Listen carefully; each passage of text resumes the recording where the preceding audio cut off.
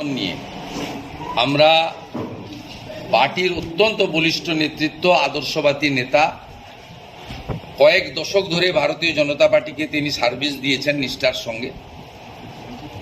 তিনি কখনো কোথাও আবেদন করেননি তাকে বিধায়ক করতে হবে, স্পিকার করতে হবে, মন্ত্রী করতে হবে, নেতা করতে হবে। এরকম নিষ্ঠাবান একজন কর্মীকে ভারতীয় জনতা পার্টি আজকে রেকগনাইজ করেছে।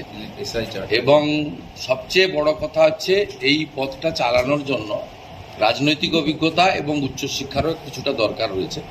উনি নিজে একজন সিএ, চার্টার্ড অ্যাকাউন্টেন্ট, এবং এই ধরনের মানুষকে আমরা মনোনীত করতে পেরে আমরা সকলে খুশি।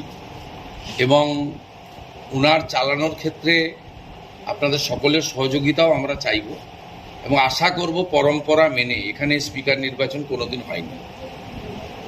বিরোধী পক্ষর তাদেরকেও আমি আবেদন করব যাতে সর্বসম্মতিক্রমে স্পিকার নির্বাচনের যে ঐতিহ্য নজির রয়েছে, গতবারেও আমরা ৭৭ জন ছিলাম, আমরা কন্টেস্ট করিনি, সেই ঐতিহ্য তারা বজায় রাখবেন এবং আগামীকাল 11টার সময় স্পিকার নির্বাচন হবে।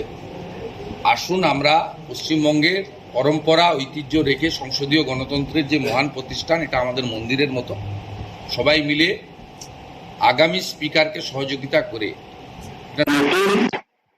দিনের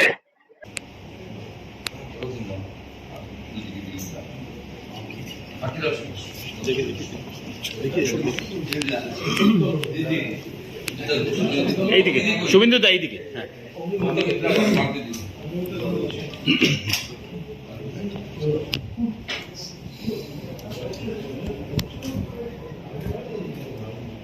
আগামীকাল 11টায় নির্বাচন।